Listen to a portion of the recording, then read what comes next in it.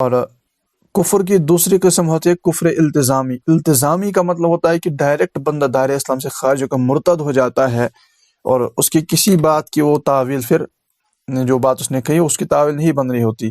مثال کے طور پر کسی نے معاذ اللہ ثم معاذ اللہ خدا کو ظالم کہہ دیا، تو اس میں کوئی تعویل نہیں ہے، ایسا بندہ اسلام سے خارج ہوگا، مرتد ہو جائے گا۔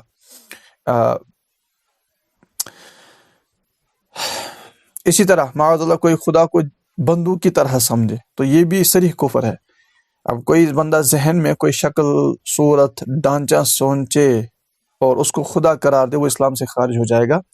اس کا مطلب یہ ہوا کہ وہ خدا کو خدا نہیں مان رہا، اپنے خیالوں کو خدا مان رہا ہے۔ کل میں نے اس پر عرض کیا تھا، اور ویسے یہ وہ عقائد ہے جو بار بار دہراتے رہنا چاہیے۔ کل کا بیان آپ میں سے کس کس نے سنا ہے؟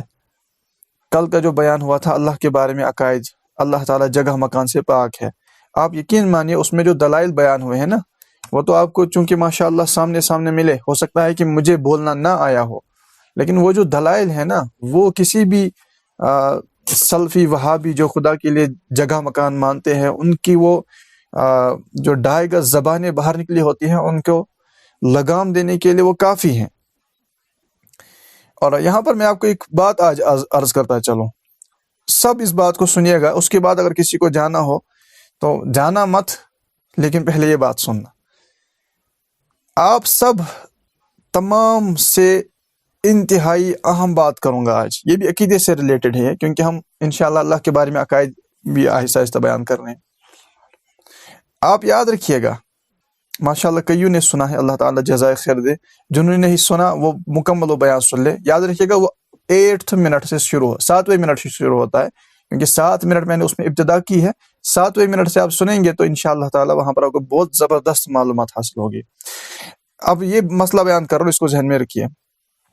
پیارے اسلام بھائی یاد رکھیے گا، وہابیوں، سلفیوں اور الحمدللہ ہم اللہ کے کرم سے سنی ہیں، یاد رکھیے گا سنیوں اور وہابی میں سب سے بڑا فرق آپ کو پتہ ہے کیا ہے؟ یہ ذہن میں رکھیے گا، ابتدائی فرق یاد رکھیے گا، سنیوں اور وہابی میں جو ابتدائی فرق ہے نا، وہ یاد رکھیے گا، وہ یہ ہے کہ یہ بدبخت لوگ خدا کے بارے میں غلط عقیدے رکھتے ہیں، اور الحمدللہ سنی وہی ہوتا ہے جو خدا کے بارے میں صحیح عقائد رکھے، نبی پاک صلی اللہ علیہ وسلم کے بارے میں صحیح عقائد رکھے۔ تو یہ ایک ایسا پوائنٹ آپ کو بتا رہا ہوں کہ آپ جب بھی کسی وہابی کا بیان سنیں گے تو ان کا بیان جو ہے نا، 2 لفظ ان کے بیان میں کثرت سے آپ سنیں گے، بلکہ 3 لفظ، ایک تو توحید، دوسرا شرک، تیسرا بدعت۔ ٹھیک ہے، یہ توحید کے لفظ کو انہوں نے ایسا ٹھیکہ لیا ہوا ہے کہ معاذ اللہ پھر یہ ہم ڈر جائے، ان سے توحید کا لفظ سنا اور کوئی ہمارا جو ہے بولا بالا سنی شک میں پڑ جائے، نہیں کہیں میں خدا نخواستہ سچ میں معاذ اللہ۔ ایک مرتبہ ایک نے ایسا سوال بھی کیا تھا کہ یار پھر ایسا لگتا ہے کہ شاید ہم سچ میں شرک کرتے ہیں۔ میں نے اس کو کہا یار اللہ کے بندے پہلے تم توبہ کر لو، تم نے یہ کیسے گمان کر لیا کہ سنی شرک کر سکتا ہے؟ ہمارے عقائد قرآن و حدیث سے ثابت ہیں، اگر تم یہ گمان کر رہے کہ کہیں سنی تو شرک نہیں کر رہا، اس کا مطلب تمہارا تو قرآن و حدیث کے جو عقائد ثابت ہیں اس پر ہی معاملہ جو ہے تمہارا خراب چل رہا ہے۔ لہٰذا فرق یاد رکھیے گا، سب سے بنیادی فرق، جو سب سے اول فرق کیوں سمجھیے جو وہابیوں اور سنیوں میں ہے، وہ یہ ہے کہ وہابی خدا کے بارے میں غلط عقیدے رکھتے ہیں۔ یہ ذہن میں رکھیے گا، ان کا خدا کے بارے میں عقیدہ ہی غلط ہے۔ یہ جو خود کو توحید کے ٹھیکہ دار کہتے ہیں نا، کہ ہم توحید کے ٹھیکہ دار ہیں، توحید کے معاملے میں کمپرومائز نہیں کر سکتے، ان کو کبھی کسی سنی صحیح العقیدہ جو واقعی عالم دین ہو، قصہ گو نہ ہو، قصہ گو واعظین نے ہمارا بیڑا غرق کیا ہے، جو صحیح سنی العقیدہ عالم دین ہو، اس کے پاس اس وہابی کو آپ بٹھا کر لے جائیں، ان کو اپنی حقیقت پتہ چل جائے گی۔ اب وہ فرق مثال تھوڑا سا عرض کر دوں، کل اس بارے میں بات ہوئی ہے، ویسے تھوڑا سا عرض کر دو۔ مثال کے طور پر عقیدہ اسلامیہ یہ ہے کہ اللہ تبارک و تعالی جگہ مکان سمت سے پاک ہے، جسم اور جسمانیت سے پاک ہے، جسمانی اعضاء رب کے لیے یعنی وہ اللہ تعالیٰ ان سے پاک ہے، جسمانی اعضاء جیسے ہمارے ہاتھ ہیں، آنکھ ہیں، کان ہیں۔ تو وہابی کیا کرتے ہیں، یہ وہ جو آیت متشابہات کا کل میں نے عرض کیا تھا، جیسے کہیں پہ لفظ آ گیا ید، یہ بولتے ہیں دیکھیے ید آ گیا نا، ید اللہ، ٹھیک ہے، یہ بولتے ہیں نہیں اب خدا کا ہاتھ ہے. اللہ کے بندے وہاں پر وہ مطلب نہیں تھا، وہاں پر یہ مطلب تھا مدد کے، یعنی جو قرآن کی آیت ہے کہ ان کے ہاتھوں پر اللہ کا ہاتھ ہے، ٹھیک ہے، وہ کہتے ہیں اس کا مطلب ہے خدا کا ہاتھ ہے. اللہ کے بندو خدا کا ہاتھ یہاں سے مراد نہیں تھا، یہ ایک مدد کا بیان ہوتا ہے. جیسے مثال کے تو ہم کسی کو کہتے ہیں نا جاؤ تمہارے پیچھے میرا ہاتھ ہے. تمہارے پیچھے کس کا ہاتھ ہے؟ تیرے سر پر میرا ہاتھ ہے. تو یہ ایک سپورٹ دینے کا مقصد ہوتا ہے، یہ بیان نہیں کرنا ہوتا کہ ہاتھ ہے. جیسے مثال کے طور پر تبارک الذی بیدہ الملک، ٹھیک ہے، بیدہ الملک، جس کے ہاتھ میں سارا ملک ہے. اب وہاں بھی کیا کرتا ہے، وہ سمجھتا ہے کہ نہیں جب آگے نا بیدہ الملک پتہ چلا معاذ اللہ خدا کا ہاتھ ہے. اللہ کے بندو خدا نے ہی تو فرمایا لیس کمثلہ شیء، اس کے جیسا کوئی ہے ہی نہیں. ٹوٹل کلیئر ہو گیا نا کہ اس کے جیسا کوئی ہے ہی نہیں، یعنی مخلوق کی تمام صفتوں سے، کیفیتوں سے، مخلوق کی طرح ہونے سے، جسم و جسمانیت سے، اور جسم کے جو عوارضات ہوتے ہیں، یاد رکھیے گا اللہ تعالیٰ ان سے پاک ہے. جیسے اللہ تعالیٰ جسم و جسمانیت سے پاک ہے، تو اب جو چیزیں جسم سے تعلق رکھتی ہیں ان سے بھی پاک ہے. یہ کلیئر ہو گیا نا، یہ سمجھنے کی بات ہے، یہ عقل والوں کے لیے ہے. بے وقوف تو یہ وہاں بھی کہاں سمجھیں گے. اب آپ کو عرض کر رہا ہوں، دیکھیے اللہ تعالیٰ جب جسم و جسمانیت سے پاک ہے، ٹھیک ہے، تو جو چیزیں جسم و جسمانیت سے تعلق رکھتی ہیں، مثال کے طور پر جسم کا تعلق، بیٹھتا ہے بندہ، کھڑا ہوتا ہے، سوتا ہے، کھاتا ہے، پیتا ہے، اونگ آتی ہے، اللہ تعالیٰ ان سب سے پاک ہے نا. رب نہیں سوتا، رب کو اونگ نہیں آتی، لا تأخذہ سنۃ ولا نوم، ٹھیک ہے، اللہ تعالیٰ کو اونگ نہیں آتی. تو جو چیزیں جسم سے تعلق رکھتے ہیں ان سے بھی پاک ہے نا. یہ تو بنیادی عقیدہ تھا، بیسک عقیدہ تھا کہ اللہ تعالیٰ مخلوق کی مشابہت سے پاک ہے، اور جسم یہ جگہ کے اندر ہوتا ہے، ڈائریکشن کے اندر ہوتا ہے، اللہ اس سب سے پاک ہے. یہ بنیادی عقیدہ تھا. لیکن یہ کیا کرتے ہیں کہ یار قرآن کا لفظ پڑھا، اس کا معنی سمجھا ہی نہیں، اور غلط معنی نکال کے لوگوں کے عقائد کو بگاڑ دیا. اور یہ بیڑا غرق ابن تیمیہ کا سب سے بڑا وبال اور سب سے بڑا فتنہ جو اس نے اٹھایا تھا، یہ سب سے پہلے اسی کا یہ کیا درا ہے. اور اس وقت یعنی اسی نے یہ چیز شروع کی تھی کہ معاذ اللہ خدا کے لیے جگہ مکان ثابت کرنا شروع کر دیا تھا ابن تیمیہ نے. اور پھر اس وقت علماء نے جو حاکم اسلام تھے اس وقت کے، ان کو حکم دیا تھا کہ اس بندے کو یا تو قتل کر دو یا اس کو ملک بدر کر دو، اس کو دفع کر دو یہاں سے. اور حاکم اسلام نے ابن تیمیہ کو جیل میں قید کروا دیا تھا اور وہیں پر سڑ کر مر گیا تھا. اب اندازہ لگانی یہ کس قدر برا عقیدہ ہے. اچھا، یہ بیدہ الملک، جس کے ہاتھ میں سارا ملک ہے، تو اس کا مطلب یہ نہیں کہ اللہ تعالیٰ کا جسمانی ہاتھ ہے. یہ قدرت کا بیان ہوتا ہے. اللہ کے بندو ہم بھی تو ایک دوسرے کو کبھی کہتے ہیں کہ یار، جیسے مثال کے طور یار یہ سارا اس مکان کا سارا نظام میرے ہاتھ میں ہے، اس فیکٹری کا سارا نظام میرے ہاتھ میں ہے، یار یہ ساری کنٹری میری مٹھی میں ہے. اس کا مطلب کیا آپ کے ہاتھ میں چپکی ہوئی ہے؟ نہیں، آپ طاقت کا بیان کر رہے ہیں کہ اللہ نے مجھے ایسی پاور دی ہے کہ یعنی میں اس ملک کا حاکم ہو گیا ہوں، یا اس گھر کا سارا نظام میرے ہاتھ میں ہے، مجھے ایسی پاور ملی ہے. یہ طاقت کا بیان ہوتا ہے. ہاں، اللہ تعالیٰ کو کسی نے طاقت دی نہیں ہے، اس کی ذاتی طاقت ہے، قوت ہے، وہ اس کا اپنا ہے. بندے کو جو بھی طاقت ملی ہے وہ رب نے عطا کی ہے. لیکن اب ان الفاظ سے ظاہری مطلب لے کر پھر خدا کے بارے میں غلط عقائد رکھنا، یہی وہابیوں اور سنیوں میں سب سے بڑا فرق ہے کہ ان کا عقیدہ توحید ہی غلط ہے. یہ پتہ نہیں خدا کو محتاج بھی سمجھتے ہیں، یہ خدا کو معاذ اللہ اس بات پر قادر ہی نہیں سمجھتے کہ خدا اپنے بندے کو یہ طاقت دے سکتا ہے کہ وہ بندہ کسی اور کی مدد کرے. اللہ نے نبیوں کو طاقت دی. ہم ان کو بار بار کہتے ہیں کہ یار ہمارا عقیدہ توحید ہے یہ، کہ خدا کی طاقت ہے، خدا چاہے تو اپنے بندے کو طاقت دیتا ہے کہ کسی کو شفا دے. جیسے قرآن میں اللہ نے ارشاد فرمایا حضرت عیسیٰ علیہ السلام کے بارے میں کہ انہوں نے ارشاد فرمایا، سورہ آل عمران میں ہے، بلکہ 2 جگہ پہ یہ قرآن میں ہے. حضرت عیسیٰ علیہ السلام فرماتے ہیں وَأُبْرِئُ الْأَكْمَحَ وَالْأَبْرَصَ وَأُحْيِي الْمَوْتَى بِإِذْنِ اللَّهِ. حضرت عیسیٰ علیہ السلام فرماتے ہیں کہ میں مادرزاد اندھوں، یعنی جو پیدائشی اندھے ہوتے ہیں نا، ان کو آنکھیں دیتا ہوں، کوڑیوں کو شفا دیتا ہوں، حتیٰ کہ فرمائے وَأُحْيِي الْمَوْتَى بِإِذْنِ اللَّهِ، میں مردوں کو بھی زندہ کرتا ہوں بِإِذْنِ اللَّهِ، خدا کے حکم سے. تو ہم کہتے ہیں کہ یار خدا کی طاقت ہے، قدرت ہے کہ وہ اپنے بندے کو یہ طاقت دے سکتا ہے کہ وہ مردے زندہ کرے، وہ شفا دے دے. رب ہے نا، رب نے چاہا، رب نے طاقت دی، تو تمہیں کیا پرابلم ہے؟ یہ بولتے نہیں ان کے پاس طاقت نہیں ہے، تو گویا خدا نہ خواستہ یہ خدا کو بھی عاجز سمجھ رہے ہوتے ہیں کہ معاذ اللہ خدا اس پر قادر ہی نہیں ہے، معاذ اللہ کہ یہ بندوں کو طاقت دے سکے۔ تو یہ کون سا عقیدہ توحید ہو گیا کہ یہ خدا کو قادر تک نہیں سمجھتے؟ تو بس چوری اور سینہ زوری کے مصداق، خالی چیخنے سے کہ توحید ہمارے پاس ہے، ہم توحید کے ٹھیکیدار ہیں، اس سے کوئی توحید کا ٹھیکیدار نہیں ہوتا، بلکہ یہ بالکل 100% کلیئر بات ہے، ان کا عقیدہ توحید ہی گڑبڑ میں ہے، ان کا خدا کے بارے میں عقیدہ ہی غلط ہے، یہ خدا کے بارے میں درست عقائد رکھتے ہی نہیں ہیں۔ یاد رکھیے گا، وہابیوں نے نہ جانے کس چیز کو معاذ اللہ اگر خدا کو جسم و جسمانیت والا سمجھیں گے تب تو اسلام سے ہی خارج ہوں گے۔ تو یہ بڑے نازک معاملات ہوتے ہیں، اللہ تعالیٰ ان کو ہدایت دے، لہٰذا یہ فرق یاد رکھیے گا۔ ہاں یہ بھی ہے کہ پھر اس کے بعد جیسے اسی طرح کہ حضور علیہ الصلوۃ والسلام کے بارے میں ہمارے عقائد کیا ہیں اور ان کے عقائد اس سے مختلف ہیں، دیوبندیوں کے بھی مختلف ہیں، وہ بھی پتہ نہیں حضور صلی اللہ علیہ وسلم کے بارے میں، بلکہ ان کے جو اکابر تھے، بڑے تھے، ان نے تو گستاخیاں کی تھی۔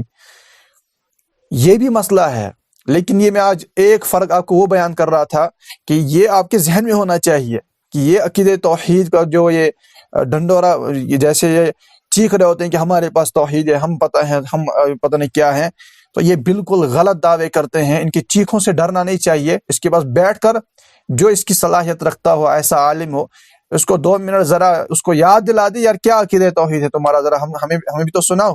خدا کو اپنی طرح سمجھ لیا ہے، جگہ مکان کا عرش کا محتاج سمجھ لیا ہے، تو ان چیزوں سے ڈرنا نہیں چاہیے۔ اور یہ جو پھر شرک کرتے ہیں، تو جن کو عقیدہ توحید کا پتہ نہیں ہوگا وہ شرک کیا بتائیں گے آپ کو، ان کو کیا پتہ ہوگا شرک کس کو کہتے ہیں۔ لہٰذا یہ ایک ٹاپک تفصیلی ہے، انشاءاللہ اس بارے میں بات ہوتی رہے گی۔ میں اپنے موضوع کی طرف آتا ہوں جو تیمم کے بارے میں، غسل کے بارے میں ہمارا جاری تھا۔ صلو علی الحبیب صلی اللہ تعالی علی محمد صلی اللہ علیہ وآلہ وسلم۔ وہابی کہتے ہیں عبد الوہاب نجدی، محمد بن عبد الوہاب نجدی کے فالوورز، جو فتنہ نجد سے اٹھا تھا، اور نبی پاک صلی اللہ علیہ وسلم نے یاد رکھیے گا 1400 سال پہلے ہی ارشاد فرما دیا تھا۔ یہ بڑی زبردست بات ہے، صحیح بخاری کے اندر یہ روایت ہے جس میں ارشاد فرمایا نے نبی پاک صلی اللہ علیہ وسلم نے شام کے لیے دعا کی اور یمن کے لیے بھی دعا فرمائی، ٹھیک ہے، یمن کے لیے بھی دعا فرمائی کہ اس میں برکت ہو۔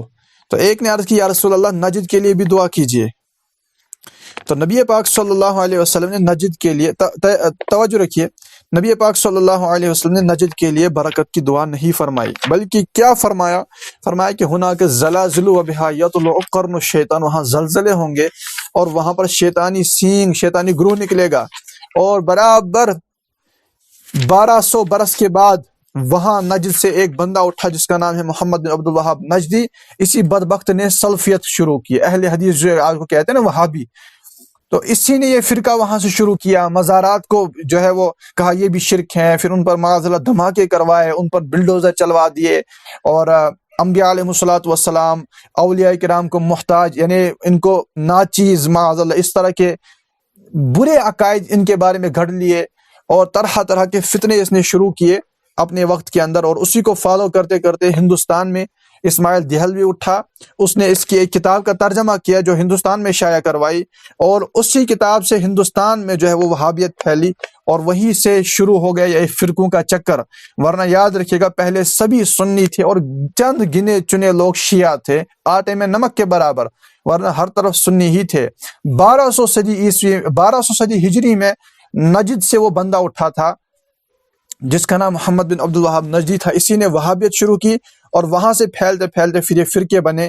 اسی کے بارے میں نبی پاک صلی اللہ علیہ وسلم نے 1400 برس پہلے ارشاد فرما دیا تھا کہ نجد کے لیے دعا نہیں کی، بلکہ فرمایا ہناک زلازل و بہا یطلع قرن الشیطان، کہ وہاں سے شیطانی گروہ نکلے گا۔ اور حضرت علامہ شامی رحمۃ اللہ نے اپنے وقت میں اس وہابی گروہ کو خارجی قرار دیا۔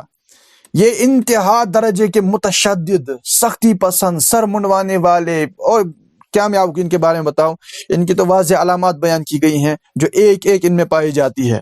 لہٰذا یہی وہ فتنہ تھا، اس بدبخت نے علماء کو قتل کروایا تھا، صحابہ کرام کے، ائمہ کرام کے، علماء کے مزارات کو شہید کروایا، ان کی قبریں کھدوائی ہیں، روزہ انور یعنی حضور صلی اللہ علیہ وسلم کا جو روزہ پاک ہے جس پر ہماری جانیں قربان ہو، معاذ اللہ اس بدبخت نے کہا کہ یہ سب سے بڑا بت ہے۔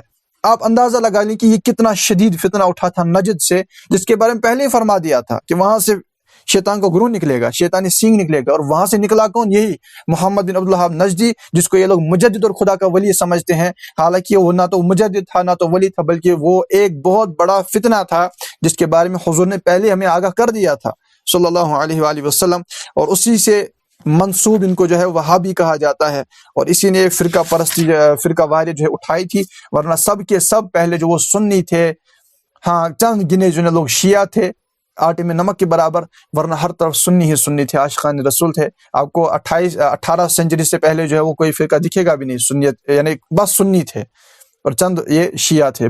باقی آپ کسی کا نہ دیوبندی کا نام سنیں گے، نہ آپ اہل حدیث کا نام سنیں گے، باقی چکڑالوی ہوں یا باقی جو ہوں، یہ 18 صدی ہجری میں ہی یہ وہاں سے اٹھنا شروع ہو گئے ہیں۔ خیر اللہ تعالی ہمیں سنیت پر استقامت دے۔ تو وقت مکمل ہو گیا، اب یہ پوچھ رہے ہیں کہ آپ نے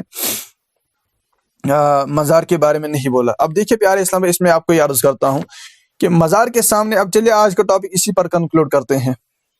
اب مزار کے سامنے جو دعا کی جاتی ہے نا، پہلی بات آپ ذہن میں رکھیے گا کہ مزار کے سامنے دعا کرنا یہ بالکل جائز ہے، اس میں کوئی حرج نہیں ہے۔ ایسا نہیں کہ معاذ اللہ مزار کے سامنے دعا کرنے سے بندہ دائرہ اسلام سے خارج ہوتا ہے، اور اس کی ایک دلیل بھی واضح قرآن پاک سے ملتی ہے۔ مجھے اگر وہ ملے گی میں آپ کے سامنے وہ آیت پڑھتا ہوں۔ صلو علی الحبیب صلی اللہ تعالی علی محمد صلی اللہ علیہ وسلم، یہ ملے گا؟ ابھی مجھے آیت ڈھونڈنے میں شاید وقت لگ سکتا ہے۔ سورہ آل عمران میں غالباً یاد آ رہا ہے کہ حضرت سیدنا زکریا علیہ السلام یہ خدا کے نبی ہے، تو یاد رکھیے گا کہ ان کی اولاد نہیں تھی، اور انہوں نے حضرت سیدتنا مریم رضی اللہ تعالیٰ عنہ یا ان کے محراب کی، میں قرآن کی آیت کا خلاصہ آپ کے سامنے پیش کر رہا ہوں، کہ ان کی محراب کے پاس گئے اور وہاں پر بے موسم پھل دیکھے، بے موسم پھل دیکھے، یعنی اس موسم میں وہ پھل نہیں ہوتے تھے، لیکن وہاں پر وہ پھل دیکھے، اور جب ان پھلوں کو دیکھا تو ان سے پوچھا کہ آپ کے پاس یہ پھل کیسے آئے؟ تو انہوں نے عرض کی تھی کہ یہ خدا کا فضل ہے، ان اللہ یرزق من یشاء بغیر حساب، اللہ تعالیٰ جس کو چاہتا ہے بے حساب رزق دیتا ہے۔ تو قرآن میں ہے کہ ہنالک دعا زکریا ربہ، اس مقام پر یعنی ایک ولی کے قرب میں اللہ کے نبی نے، اس سے یہ نہیں ثابت ہوتا معاذ اللہ کہ خدا کا نبی کم درجہ ہے، پہلے ذہن میں رکھیے گا، خدا کا نبی یاد رکھیے گا، غیر نبی خدا کے نبی کے برابر نہیں ہو سکتے، ولی بھی خدا کے نبی کے برابر نہیں ہو سکتے۔ اگر کوئی کسی ولی کو بھی یا کسی صحابی کو بھی نبی کے برابر سمجھے گا وہ کافر ہو جائے گا۔ لیکن یہاں پر یہ جو قرآن میں واقعہ بیان کیا گیا ہے، اس میں کچھ سیکھنے کو، بہت کچھ سیکھنے کو ملتا ہے کہ وہاں پر خدا کی جو ولیہ تھیں، وہاں پر جو ہے حضرت سیدنا زکریا علیہ السلام نے دعا مانگی، اور کیا ہوا کہ حضرت زکریا علیہ السلام اس وقت اس عمر کو پہنچے تھے کہ اس میں جو ہے وہ عموماً اولاد نہیں ہوتی، یا ان کی بیوی اس عمر کو پہنچی تھی، لیکن انہوں نے جب یہ بے موسم پھل دیکھے، یعنی اس موسم میں وہ پھل نہیں ہوتے تھے، تو انہوں نے یہ جب معاملہ دیکھا تو وہاں پر دعا کی، اللہ تعالیٰ سے اپنے بیٹے کے لیے یعنی اولاد کے لیے دعا مانگی۔ تو یاد رکھیے سبحان اللہ، وہ دعا اللہ تعالیٰ نے قبول فرمائی، اور انہیں حضرت زکریا علیہ السلام کو حضرت یحییٰ علیہ السلام کی خوشخبری سنائی گئی۔ ٹھیک ہے، چند باتیں یہاں سے ثابت ہو رہی ہیں، ان میں سے کیا بات؟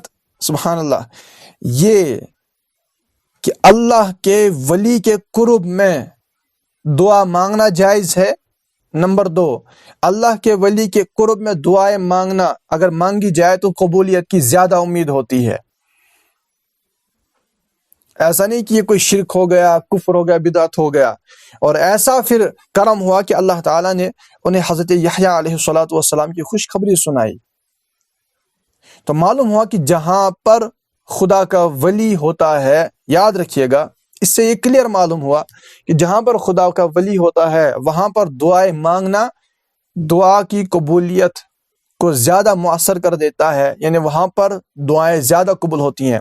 جیسے دعاؤں کے بارے میں ایک ادب جو ہے وہ لکھا گیا ہے کہ علماء فرماتے ہیں کہ جس جگہ پر بندے نے گناہ کیا ہو وہاں پر دعا قبول نہیں ہوتی، اس طرح کے بھی الفاظ لکھے ہیں۔ پتہ چلا کہ جہاں پر برا کام ہو یا برائی ہو وہاں پر دعا کی قبولیت کے معاملات ایسے ہوتے ہیں، اور اس قرآنی آیت سے پتہ چلا کہ جہاں پر خدا کا ولی ہو، اس کا قرب ہو، وہاں پر دعا کی قبولیت بڑھ جاتی ہے۔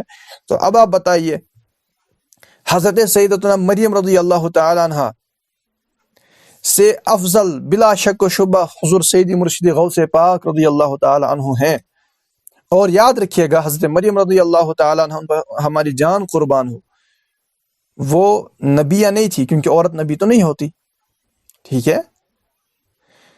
اور جو پچھلی امت کے اولیاء ہوئے ہیں ان اولیاء سے اس امت کے اولیاء افضل ہیں۔ قرآن پاک میں فرمایا کنتم خیر امت اخرجت للناس، ٹھیک ہے؟ تم سنیے نا، تم بہترین امت ہو جو لوگوں میں ظاہر ہوئی، تو اس امت کو بہترین امت کہا گیا، اور اس امت کے اولیاء وہ پچھلی امت کے تمام اولیاء سے افضل ہیں۔ لہذا جب حضرت مریم رضی اللہ تعالیٰ عنہ جو خدا کی ولیہ ہیں وہاں پر دعا مانگ سکتے ہیں، قبول ہوتی ہے، تو آج بھی جہاں جہاں پر خدا کے اولیاء موجود ہیں، چاہے مزارات ہی کیوں نہ ہو، کیونکہ ظاہر سی بات ہے وہ بھی خدا کے ولی وہاں پر تشریف فرما ہے نا۔ یہ تو وہ ہستیاں ہیں کہ شہداء سے متعلق قرآن میں فرمایا گیا کہ انہیں مردہ گمان نہ کرو، اور شہداء جو ہوتے ہیں، شہید جو ہوتے ہیں، ان سے افضل تو علماء ہوتے ہیں۔ قیامت کے دن عالم کی سیاہی، عالم کی جو انک ہوگی وہ تولی جائے گی، اور ایک جانب شہید کا خون تولا جائے گا، تو دونوں میں سب سے زیادہ وزنی عالم کی سیاہی نکلے گی۔ پتہ چلا کہ عالم دین یہ شہید سے افضل ہوتا ہے۔ تو جب شہید زندہ ہے، حالانکہ آپ خود اس کو دفناتے ہیں، ٹھیک ہے، آپ نے دیکھا کہ اس کا سر تن سے جدا ہو گیا، لیکن قرآن کہتا ہے اس کو مردہ مت کہو، بلکہ دوسری آیت میں فرمائے کہ ان کو مردہ گمان بھی مت کرو۔ تو جب یہ زندہ ہیں تو پھر علماء کا کیا حال ہوگا؟ اور علماء کرام سے افضل یاد رکھیے گا اولیاء کاملین ہوتے ہیں، اور اولیاء کرام اور بے شک اولیاء کرام جو ہے وہ علماء کاملین سے افضل ہوتے ہیں، کیونکہ ولی جو ہوتا ہے یہ عالم دین بھی ہوتا ہے، لیکن اس کو مزید مرتبے ملے ہوتے ہیں، اس کو مزید قرب خدا کا نصیب ہوتا ہے، تو یہ عالم سے افضل ہوتا ہے۔ تو جب شہید زندہ ہو سکتا ہے تو ان سے جو شہداء سے اتنے درجے افضل ہوں وہ کیوں زندہ نہیں ہوں گے؟ تو اللہ کے اولیاء تو زندہ ہوتے ہیں، ہاں، دنیا سے جانا، انتقال فرمانا، وصال ہونا، یاد رکھیے گا یہ اس بات پر دلیل نہیں ہوتی کہ یہ فنا ہو گئے، ختم ہو گئے، معاذ اللہ مٹی میں مل گئے، ایسا کچھ نہیں ہوتا، ان کے اجسام سلامت رہتے ہیں۔ تو اللہ تعالیٰ کے اولیاء کے قرب میں اگر دعائیں مانگی جائیں یہ بھی بالکل قبول ہوتی ہیں۔ یہ بتا رہے ہیں کہ ہمیں ولی سے دعا مانگنی چاہیے یا وسیلہ مانگنا چاہیے۔ دیکھیے، ولی سے ہم دعا نہیں مانگتے، ہاں ہم ان سے عرض کرتے ہیں کہ حضور ہمارا یہ مسئلہ ہے، دعا فرما دیجئے، نظر رحمت فرما دیجئے۔ اس کا مطلب کیا ہوتا ہے یہ میں آپ کو آج تھوڑا بہت سمجھا دیتا ہوں، چند منٹ رہ گئے ہیں، چلیے آج اسی کو آپ کو سمجھا دیتے ہیں۔ پہلی بات یاد رکھیے گا، ہم اللہ کے ولی کو اللہ کا ولی سمجھتے ہیں، اس کو خدا نہیں سمجھتے۔ پہلی بات یہ، ٹھیک ہے؟ جب آپ اس کو خدا نہیں سمجھتے، اس کا مطلب آپ اس کو جو کچھ عرض کر رہے ہیں نا، آپ اس کو کیا سمجھ کے عرض کر رہے ہیں؟ اللہ کا ولی۔ اللہ کا ولی کا مطلب کیا ہوتا ہے؟ خدا کا دوست، خدا کا قرب پانے والا۔ اس کا مطلب یہ ہے کہ آپ کے ذہن میں یہ بات ہوتی ہے کہ میں جو ان سے عرض کر رہا ہوں نا، حضور میرا وہ مسئلہ یہ حل ہو جائے، یا سیدی یہ مسئلہ یہ حل ہو جائے۔ چاہے آپ اللہ کا ولی آپ کے سامنے بیٹھا ہو، تشریف فرما ہو، یا صاحب مزار ہوئے ہوں، قبر میں تشریف فرما ہو، آپ کیا کرتے ہیں؟ عرض کرتے ہیں حضور میرا یہ مسئلہ یہ حل ہو جائے۔ آپ پہلے آپ کے ذہن میں کہ یہ خدا نہیں ہے، یہ خدا کا ولی ہے، یہ خدا کا دوست ہے، خدا کا قرب ان کو نصیب ہے، ٹھیک ہے؟ ہم ان سے جو عرض کرتے ہیں، واضح آپ کو اس بارے میں احادیث ملیں گی۔ اچھا، اللہ کے اولیاء جو کچھ مانگتے ہیں انہیں عطا کیا جاتا ہے، ان کی دعائیں رد نہیں ہوتی، ان کی دعائیں مقبول ہوتی ہیں، بڑی مقبول ہوتی ہیں، تقدیریں پلٹ جاتی ہیں۔ تو ہم ان سے جو عرض کر رہے ہوتے ہیں وہ یہ ہوتا ہے کہ حضور ہم نابکار ہیں، ہماری زبانوں میں گناہ ہیں، ہمارے اعمال میں گناہ ہیں، ہمارے رونگٹے گناہوں میں ملوث ہیں، لیکن آپ تو خدا کے ولی ہیں، حضور میں بہت پریشان ہوں، میرا فلاں مسئلہ حل نہیں ہو رہا، یہ مسئلہ حل ہو جائے، کرم کر دیجئے. اس کا مطلب یہ نہیں ہوتا کہ ہم خدا کہہ رہے ہیں ان کو، بلکہ یہ خدا سے ہی مانگ کر آپ کے مسئلے کو حل کروا دیں گے، یہ ہوتا ہے.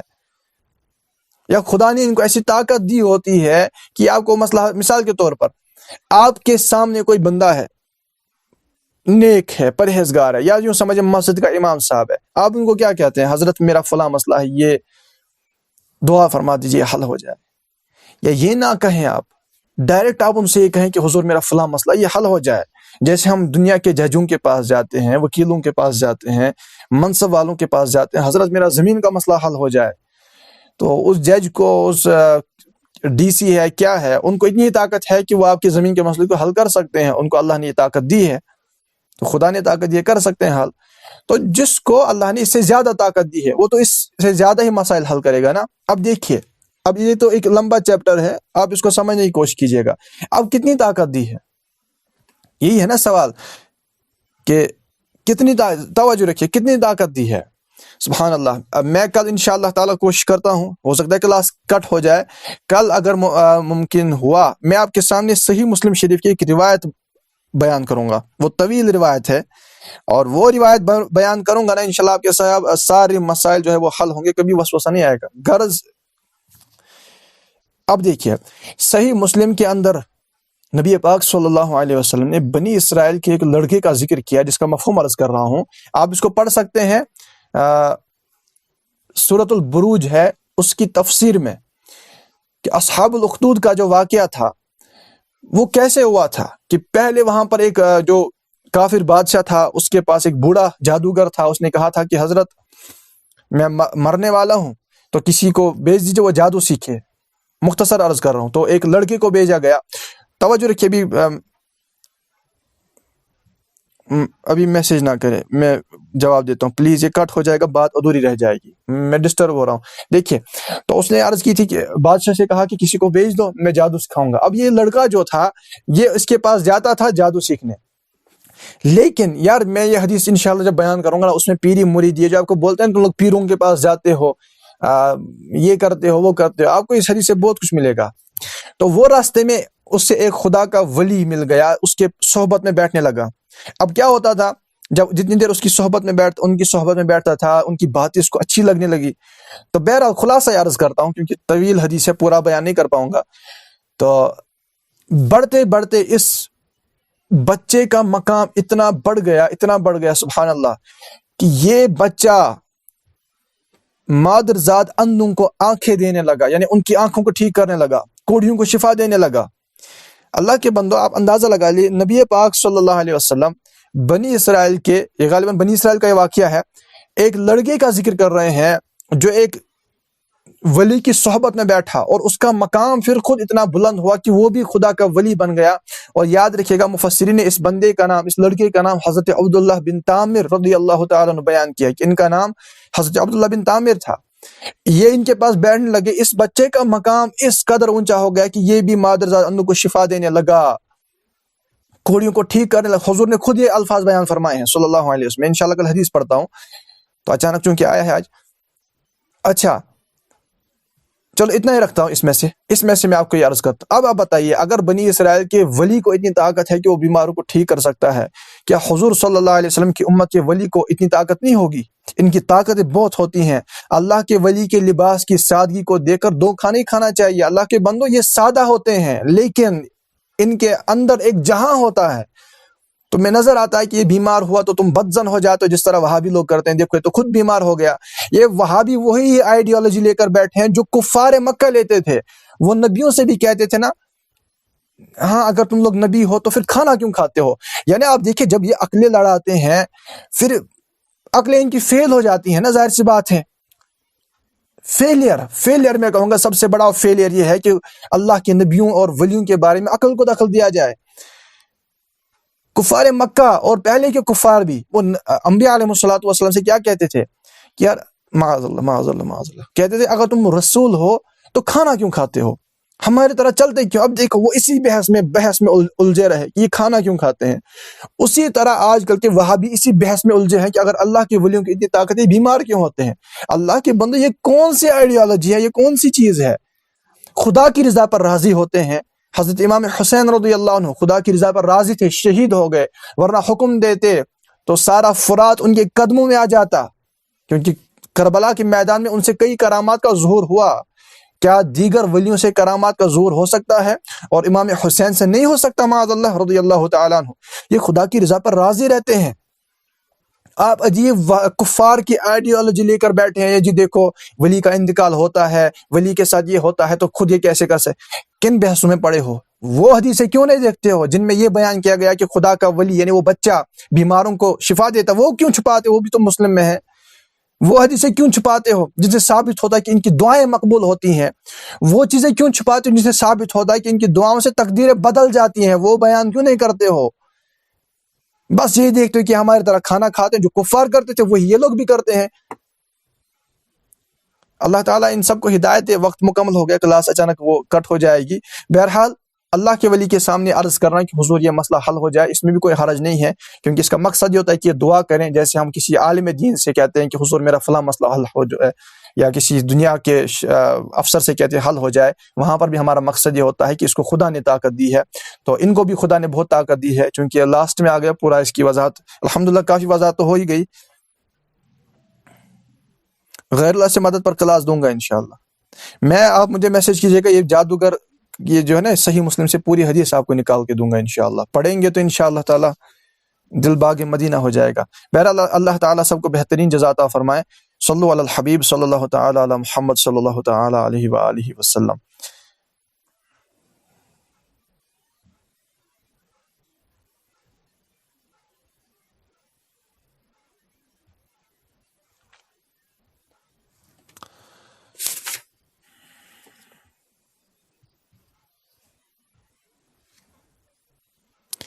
ولی اللہ کا مرتبہ ہے یا شہید کا؟ ظاہر سی بات ہے ولی اللہ کا مرتبہ اونچا ہوتا ہے۔ کس نے واٹس ایپ پہ سوال کیا تھا؟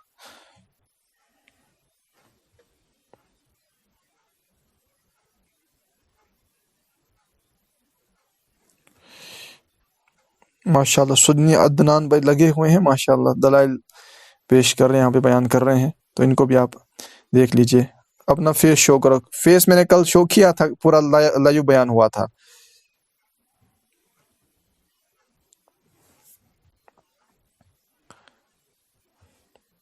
چلیے صلو علی الحبیب صلی اللہ تعالی علی محمد صلی اللہ علیہ وآلہ وسلم۔ تو یہاں پر ہمارا یہی ذہن ہوتا ہے کہ ان کو اللہ نے طاقت دی ہے، تو یہ ہمارا مسئلہ اس طاقت کی بنا پر حل کر سکتے ہیں، اور یہ دعا بھی کریں گے تب بھی ہمارا مسئلہ حل ہو جائے گا۔